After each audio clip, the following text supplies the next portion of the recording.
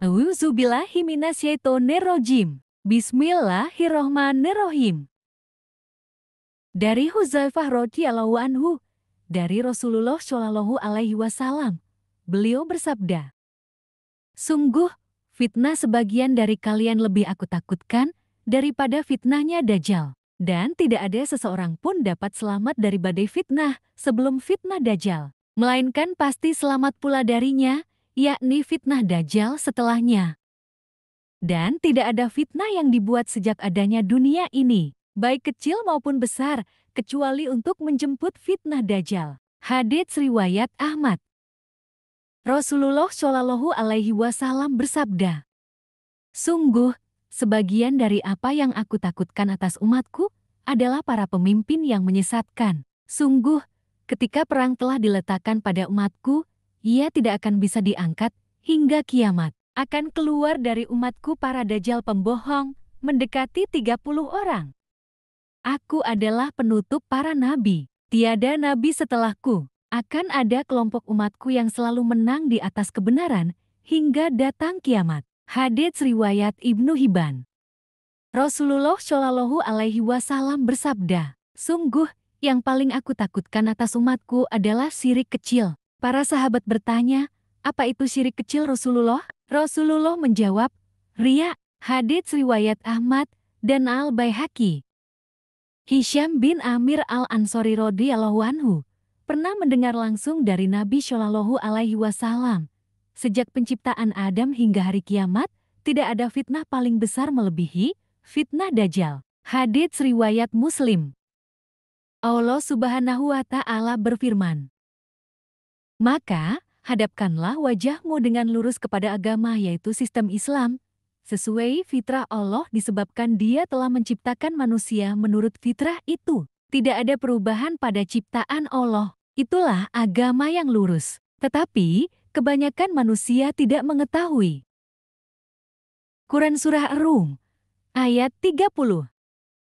Hanya milik Allah Asma'ul Husna, maka bermohonlah kepadanya dengan menyebut Asma'ul Husna itu. Dan tinggalkanlah orang-orang yang menyimpang dari kebenaran dalam menyebut nama-namanya. Nanti mereka akan mendapat balasan terhadap apa yang telah mereka kerjakan. Quran Surah Al-A'raf 180. Dialah Allah yang menjadikan kamu dapat berjalan di daratan, berlayar di lautan, sehingga apabila kamu berada di dalam bahtera, dan meluncurlah bahtera itu membawa orang-orang yang ada di dalamnya dengan tiupan angin yang baik, dan mereka bergembira karenanya. Datanglah angin badai, dan apabila gelombang dari segenap penjuru menimpanya, dan mereka yakin bahwa mereka telah terkepung bahaya, maka mereka berdoa kepada Allah dengan mengikhlaskan ketaatan kepadanya semata-mata. Mereka berkata, "Sesungguhnya jika Engkau menyelamatkan kami dari bahaya ini, pastilah kami akan termasuk orang-orang yang bersyukur." Quran Surah Yunus, ayat 22. Allah lah yang menundukkan lautan untukmu supaya kapal-kapal dapat berlayar padanya dengan seizinnya, dan supaya kamu dapat mencari sebagian karunia-Nya dan mudah-mudahan kamu bersyukur. Dan Dia menundukkan untukmu apa yang ada di langit dan apa yang ada di bumi semuanya, sebagai rahmat daripadanya. Sesungguhnya, pada yang demikian itu benar-benar terdapat tanda-tanda kekuasaan Allah bagi kaum yang berpikir. Quran Surah Al-Jathiyah, ayat 12-13.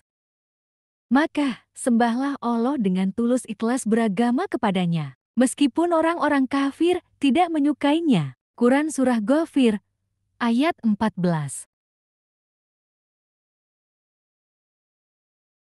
Mimpi ke-26.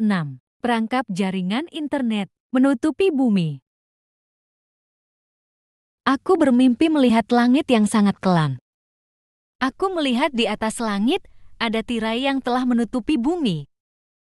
Tirai itu bentuknya seperti jaring-jaring dari sinar yang berwarna hijau. Kemanapun aku pergi dan berpindah tempat, aku tetap melihat jaring-jaring itu. Aku merasakan ini adalah sesuatu yang buruk. Jaring-jaring itu telah menutupi semua tempat, hingga ke belahan kota yang padat penduduk. Jaring-jaring itu telah menjadikan orang-orang terperangkap. Aku melihat orang-orang sudah tidak bisa melepaskan diri dari jaring-jaring perangkap hijau itu. Suasana langit sangat kelam dan mencekam. Orang-orang menjadi kacau dan panik. Mereka terlihat ketakutan saat menyaksikan fenomena itu. Aku tidak tahu apa yang akan terjadi, tapi aku merasakan ini adalah sesuatu yang buruk. Saat aku masih cemas menyaksikan fenomena itu, lalu aku terbangun dari tidurku. Hikmah mimpi. Di zaman yang serba terkoneksi sekarang ini, kita tidak perlu membutuhkan waktu lama untuk berbincang. Bahkan untuk saling melihat via video, kita hanya menggeser jari kita di atas smartphone. Maka semua masalah di atas terselesaikan. Dalam hadits dikatakan bahwa ciri-ciri Dajjal adalah salah satu matanya cacat, dia bisa mempengaruhi manusia. Perpindahan dari satu tempat ke tempat lain dapat ditempuh dalam kejapan mata.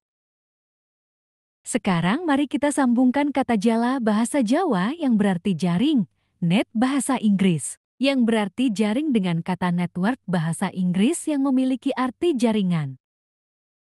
Jaringan internet atau internet network merupakan sistem jaringan antar device saling terhubung secara global dengan menggunakan paket protokol internet yakni TCP atau API untuk menghubungkan perangkat di seluruh dunia.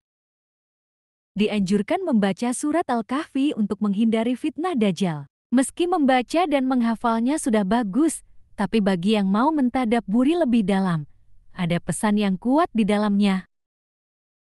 Jika mau terhindar dari fitnah Dajjal, maka teladanilah Ashabul Kahfi. Mereka adalah para pemuda yang demi memegang teguh iman dan hidayah Allah, rela melawan kebatilan, walaupun itu sudah menjadi mainstream di masyarakatnya.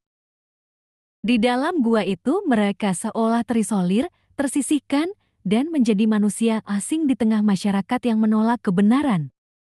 Padahal hakikatnya mereka selamat dan menjadi percontohan bagi orang-orang setelahnya.